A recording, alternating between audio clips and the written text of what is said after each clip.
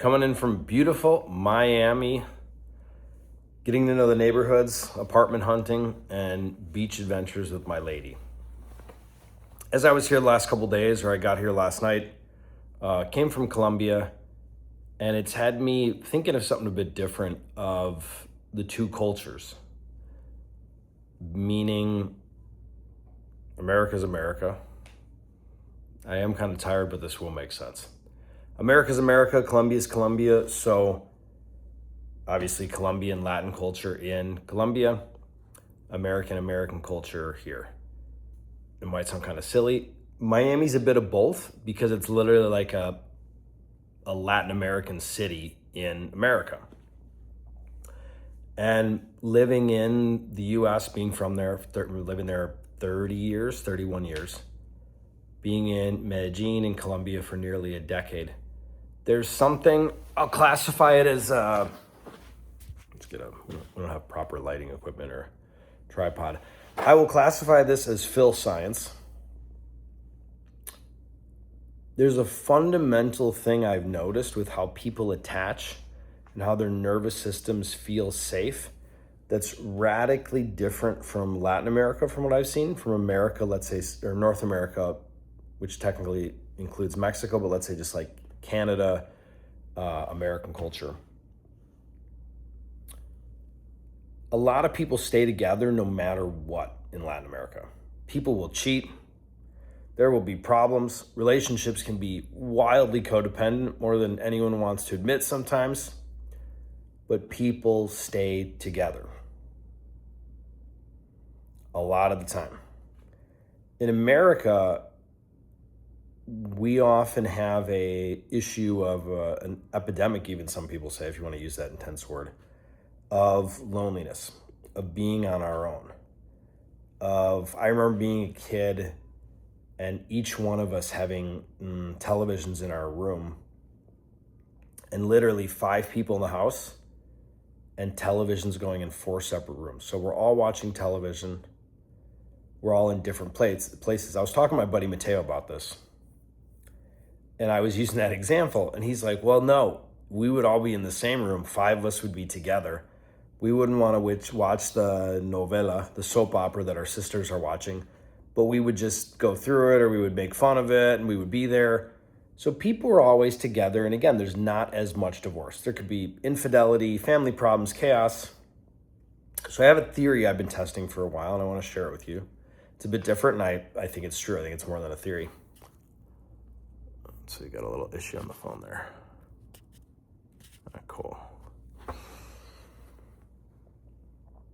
If as a child you have programmed in you, not that you logically know, but as a Latino kid, I'll use my buddy Mateo as an example. I think his parents are divorced. But someone like that, and you know family's always together. You have a belief in you. My friends are always together. There's a level of safety in your nervous system. I went to a body worker years ago, and this is after many ayahuasca ceremonies. This is after so much different stuff, years of meditating. And I'll never forget what this guy said, and it wasn't that many years ago. It wasn't a decade ago, it's like a couple years ago. And this is where I really started going deep into more inner child stuff and nervous system work. And he said, your body is in terror. And I remember going like, my first thought was like, man, screw this guy. Why am I paying this guy, $300 an hour? And he's like, your body's in terror. And I think back to kind of peeling back my own layers, and maybe you've done the same thing, of the things that can show up as trauma, fears, whatever you want to call it. And what it comes down to make it really simple, is the human experience, the individual feeling, hey, they're not safe. I'm not safe. Now, as guys, we actually don't usually say this linguistically. We don't sit around and have meetups and hang out at sporting events or at the gym and say, yeah, I just don't feel very safe. You could.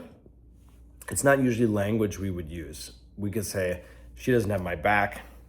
I don't trust her, but we wouldn't say something like, I'm not safe. What I believe, and I think this is very true, there's a different frequency or energy in the average Latino, let's say specifically Colombia. I live in Medellin, Colombia. Medellin was the most dangerous city.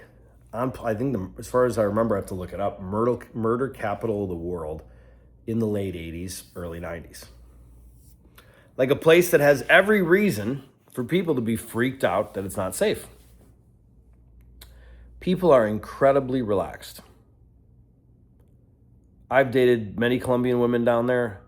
I can think of, in all my years, I still remember being with a girl I was dating and her having what showed up as feeling late in her body. What I mean by that, it's not that kind of late.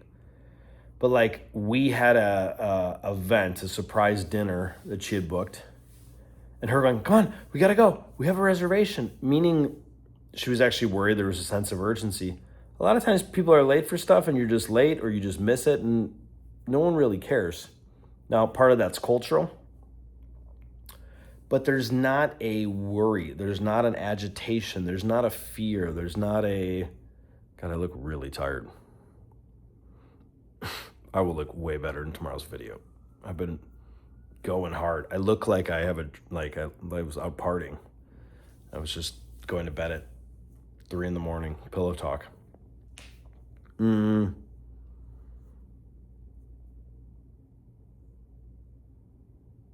There's an overall calmness that exists in Latin America, specifically Colombia. And I believe it's because friends and family will always be there.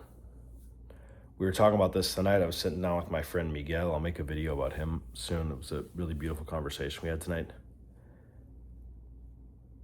A lot of times, I don't think we think people are going to be there for us. And obviously this shows up in an even deeper way in an intimate relationship, but look big picture to go, oh man, I voted for so-and-so in the election. My uncle doesn't talk to me. My brother doesn't talk to me anymore.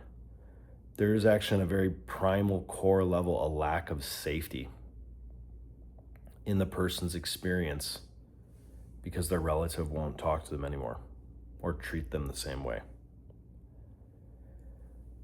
Nervous system regulation, I've thought, is kind of a, not a bullshit thing, but like a woo-woo concept, or it doesn't make sense. So you just got to regulate your nervous system. You just got to, your body has a state of being chill that if you haven't felt it in a while, I don't mean like you just did some massive thing, maybe because you're so in stress, you have to do something. I'm not meaning you go to a week-long yoga or meditation retreat.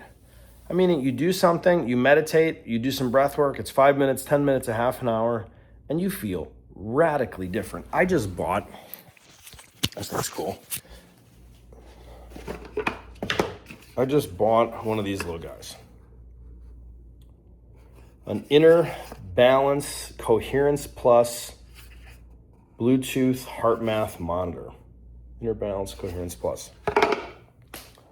Not exactly nervous system regulation, but to see that the brain and the heart are working together, not fighting each other. But you do something to get your nervous system chill. You're not in a state of fight or flight.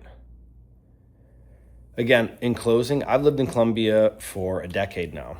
I was in Miami 6 weeks ago, my buddy John. And my buddy John said, he goes, do you notice how you don't have to worry about something shady happening at night? And I was like, I don't really think about it. He's like, yeah, but don't you have to be on guard in Colombia? I'm like, yeah, but I'm used to it. And he's like, isn't it nice to be in Miami and be in a nice area and just, you don't have to worry about something? I go, I never considered that. He's like, what do you think that cost you in the background of your nervous system always going? I've never had a safety incident or anything in Colombia. Not talking smack about Colombia. It is safe. Safety is, more of a concern there. But it's never something on my mind in America where it would be there. And it makes you wonder, whatever you've been programmed, wherever culture you're from, if you have these cultural things, these city things, these family things operating in the background, where you want to have a different relationship, you want to be healthier, you want to have more financial abundance, whatever it is. And there's a core operating program, a core operating frequency and energy in the background that is you telling you on some level, even if it's 5-year-old you, which is a very important you, that I'm not safe. What could be the consequences of that? Which, it can be one thing if that's playing in the background and you're aware that, okay, hey, I'm thinking that thought, let me change that thought. But what if that's something so inherently in how you've been conditioned, in the cultural hypnosis of the society, the neighborhood, the family unit you grew up in, that there's a deep, not just belief, but energy in your frequency in your nervous system saying, I'm not safe, as it hits 11:11 on the timer. Maybe it's a coincidence, maybe not. Something to consider. Again, this is a bit of Phil science, but I really think there is something to it that, depending on not just this whole Colombia, US thing, but we can have these things, and I'm seeing it in adult relationships and different people I work with, different countries, that there's such a hardwired primary lack of safety belief that a lot of things don't work in life. Not just belief, but operation in the nervous system. And there becomes the coping mechanisms of someone can go, well, I don't drink, I don't do drugs, no prostitutes, no Tinder, but I overwork and I scroll. We have these different coping mechanisms to regulate the nervous system that are often attainable, but you guessed it, not sustainable. I will have a new, well-rested video, probably from the beach tomorrow. Looks forward to seeing you homies soon on another video. Thank you for tuning in, and off to bed. Sweet dreams.